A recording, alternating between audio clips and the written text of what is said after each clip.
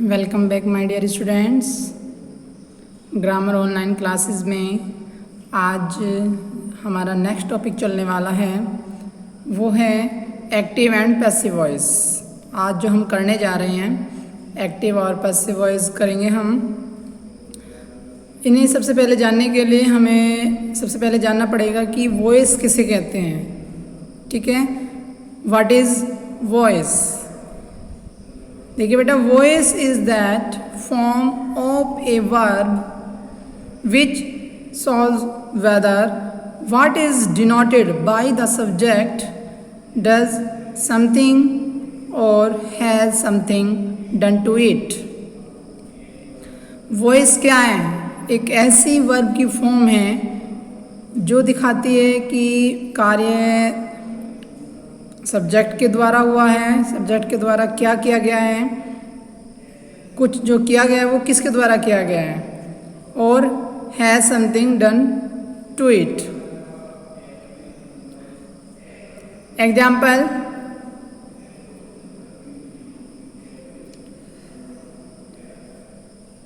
Raman helps Harish.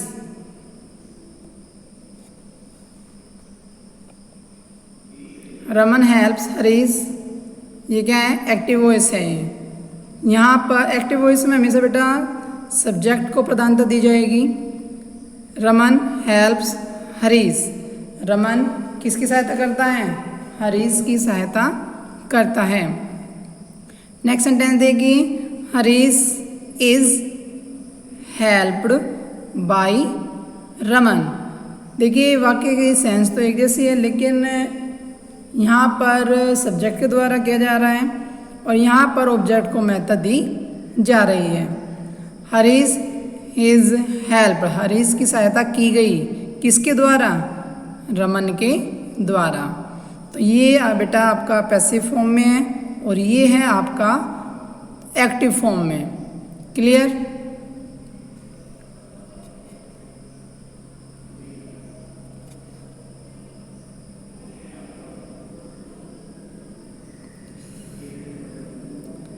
अब आता है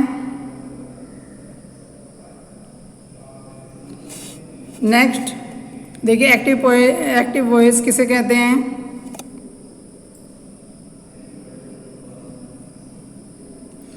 एक्टिव वॉइस के वाक्यों से ज्ञात होता है कि क्रिया द्वारा बताया गया कार्य सब्जेक्ट स्वयं करता है। एक्टिव वॉइस में क्या पता चलता है कि जो कार्य किया गया है, ठीक है, जो क्रिया द्वारा कार्य किया गया है वो किसके द्वारा किया गया है? सब्जेक्ट के द्वारा किया गया है। और एक्टिव वॉइस में सब्जेक्ट की ही प्रधानता होती है। सब्जेक्ट की प्रधानता होती है किसमें? एक्टिव वॉइस में। लेकिन पैसिव वॉइस में वर्ब द्वारा कर्म को प्रधानता दी जाती है। ठीक है, इसमें पैसिव वॉइस में हमेशा कर्म को प्रधानता दी जाएगी। अब देखिए बेटा, एक्टिव वॉइस में कुछ रूल हैं जो हमें फॉलो करने पड़ते हैं। देखिए एक्टिव वॉइस हमारे जो ग्रामर में जो टेंसेज है वो टोटल 12 टेंसेज होते हैं। ठीक है, किंतु पैसिव वॉइस में केवल 8 टेंसेज की ही पैसिव बनाई जाती है। 12 टेंसेज में से 8 टेंसेज ऐसे हैं, ठीक है, 8 टेंस ऐसे हैं जिनकी पैसिव वॉइस बनाई जाती है और 4 टेंसेज ऐसे हैं जिनकी पैसिव वॉइस नहीं बनाई जाती। अब देखना ये है कि पैसिव वॉइस किन किन टेंस की नहीं बनाई जाती, वे कौन से टेंस हैं जानते हैं।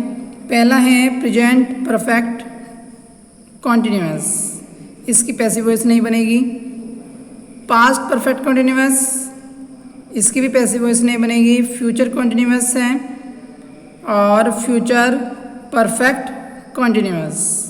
ठीक है, ये 4 टेंसेज ऐसे हैं बेटा जिनकी पैसिव वॉइस नहीं बनती है। क्लियर? अब एक्टिव वॉइस में सब्जेक्ट यदि प्रोनाउन है, ठीक है बेटा, यदि एक्टिव वॉइस में सब्जेक्ट यदि प्रोनाउन है तो अब थोड़ा उनमें चेंज हो जाता है। जब हम एक्टिव से पैसिव वॉइस बनाते हैं तो जो प्रोनाउन है वो चेंज हो जाता है।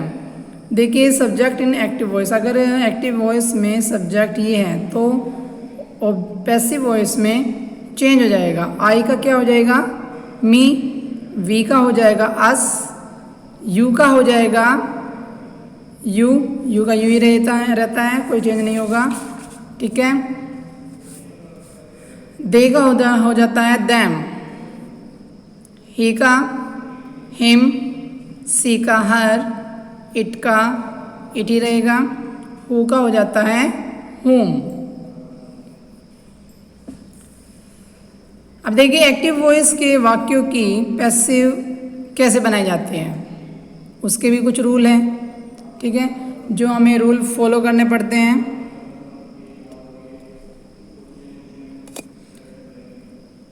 सब्जेक्ट को ऑब्जेक्ट और ऑब्जेक्ट को सब्जेक्ट बना दिया जाता है। देखिए सब्जेक्ट को ऑब्जेक्ट और ऑब्जेक्ट को सब्जेक्ट। और जो नया ऑब्जेक्ट बनाया जाता है, जो नया ऑब्जेक्ट हम बनाएंगे पैसिव वॉइस में, उसको बाई से जोड़ दिया जाता है।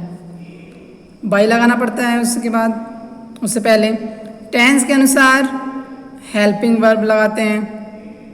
वो टेंस के अनुसार होंगी, वो तो चेंज होती रहेगी। अब देखिए एक्टिव वॉइस की मुख्य क्रिया की, एक्टिव वॉइस की मुख्य क्रिया की थर्ड फॉर्म का प्रयोग होता है किसमें? पैसिव वॉइस में। पैसिव वॉइस में जो एक्टिव वॉइस है उसकी जो वर्ब होती है, वर्ब की थर्ड फॉर्म यूज होगी। अब देखिए रूल सबसे पहले आता है हमारा present indefinite tense. Present indefinite tense में क्या रूल फॉलो होगा? देखिए इस टेंस के सब्जेक्ट के अनुसार, इस टेंस के सब्जेक्ट के अनुसार is, are, am helping verb के साथ मेन वर्ब की थर्ड फॉर्म का प्रयोग किया जाता है, ठीक है बेटा। इस टेंस के सब्जेक्ट के अनुसार is, are, am helping verb के साथ मेन वर्ब की थर्ड फॉर्म का प्रयोग किया जाता है। और ये तो आपको ध्यान रखना होगा कि एक वचन के साथ इज का प्रयोग होता है, ठीक है। बहुवचन अगर होगा तो उसके साथ आर, और आई के साथ एम का प्रयोग किया जाता है। अब आते हैं आगे, अब है नेक्स्ट हमारा present continuous tense. Present continuous tense के लिए भी अलग रूल हैं। देखिए इस टेंस में सब्जेक्ट के अनुसार is being, are being, am being के साथ मेन वर्ब की थर्ड फॉर्म का यूज किया जाता है। जो एक्टिव वॉइस में जैसे आईएनजी लगती है, आई इज, आर, एम के साथ आईएनजी लगती है, लेकिन पैसिव वॉइस में हम आईएनजी का प्रयोग नहीं करेंगे। उसके स्थान पर हम इज बीइंग, आर बीइंग और एम बीइंग के साथ वर्ब की थर्ड फॉर्म का प्रयोग करते हैं। क्लियर? और ये तो आपको पता ही होगा, एक वचन होगा अगर सब्जेक्ट, वहाँ पर इज बीइंग आएगा।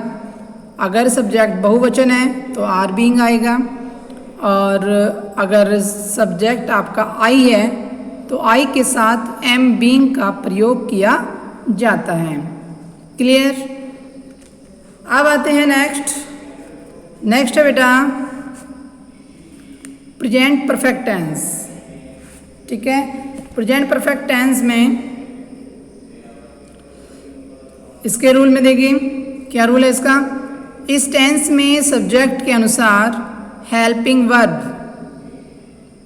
हैव बीन, हैज़ बीन, जो इनकी मेन वर्ब होती है, जो हेल्पिंग वर्ब होती है वो क्या है? हैव बीन और हैज़ बीन। एक वचन के साथ हम हैज़ बीन का प्रयोग करेंगे और बहुवचन के साथ हम हैव बीन का प्रयोग करते हैं। साथ में मेन वर्ब की थर्ड फॉर्म का प्रयोग किया जाता है। थर्ड फॉर्म तो बेटा ये निश्चित है, एक्टिव से जब हम पैसिव बनाएंगे, चाहे वो टेंस कोई सा भी हो, हर टेंस में वर्ब की थर्ड फॉर्म का ही प्रयोग किया जाता है। क्लियर? ये तो ध्यान रखना, इसमें गलती नहीं होनी चाहिए कि हर टेंस में जो हेल्पिंग वर्ब है वो तो चेंज होती रहेगी टेंस के अकॉर्डिंग, लेकिन जो आपकी वर्ब की जो थर्ड फॉर्म है वो सभी टेंस में वर्ब की थर्ड फॉर्म का ही प्रयोग किया जाएगा। अब एग्जाम्पल देखिए बेटा, माई टीचर हैज़ बीटन मी। आपने देखा होगा जो प्रेजेंट परफेक्ट टेंस है उसमें तो वैसे भी वर्ब की थर्ड फॉर्म यूज होती है। ये एक्टिव है आपका, my teacher has beaten me. Clear? अब इसको हम पैसिव वॉइस अगर बनाते हैं तो देखिए मी का क्या हो जाएगा, मी को हमें किस में बदलना है, ये हाँ यहाँ पर हमारा ऑब्जेक्ट है, ठीक है। ऑब्जेक्ट का हम क्या कर देंगे, ऑब्जेक्ट का सब्जेक्ट और सब्जेक्ट का ऑब्जेक्ट। तो मी का क्या हो जाएगा, आई। फिर आती है आपकी हेल्पिंग वर्ब, क्या लगेगी, हैव बीन, ठीक है। वो अब इस सब्जेक्ट के अकॉर्डिंग होगी वर्ब, आई हैव बीन। फिर वर्ब की थर्ड फॉर्म बिटन। फिर इसको हम बेटा जो हम सब्जेक्ट का ऑब्जेक्ट बनाएंगे, ठीक है, जो सब्जेक्ट का ऑब्जेक्ट बनाएंगे उसको हम बाई से जोड़ देंगे, ठीक है। अब ये हो गया आपका एक्टिव से पैसिव वॉइस बनाना। ये आपका प्रेजेंट टेंस आपके जो रूल हैं वो क्लियर हो गए। एक दो एग्जांपल और बता देती हूँ। एग्जांपल देखिए, जैसे कि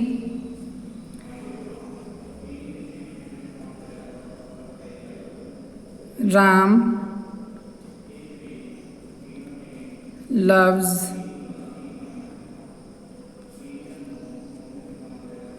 सुनीता। ये क्या हो गया बेटा, ये एक्टिव है, ठीक है। और किस में है, ये प्रेजेंट इंडेफिनिट में है ना, ऐसे ये से प्रेजेंट इंडेफिनिट में लगता है।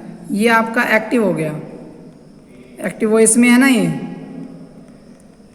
यहाँ पर सब्जेक्ट को प्रधानता दी जा रही है। अब हम इसको पैसिव वॉइस में चेंज करेंगे तो क्या हो जाएगा, जो हमारा सब्जेक्ट है वो जो हमारा ऑब्जेक्ट है वो कहाँ पर पहुँच जाएगा, सब्जेक्ट की जगह। तो सुनीता इज, एक वचन है तो इज का प्रयोग होगा। वर्ब की थर्ड फॉर्म इज लव्ड, किसके द्वारा, अब जो हमारा ये सब्जेक्ट है तो सब्जेक्ट को हम क्या बना देंगे, ऑब्जेक्ट। लेकिन ऑब्जेक्ट को हम किससे जोड़ेंगे, बाई के द्वारा, बाई राम। क्लियर हो गया?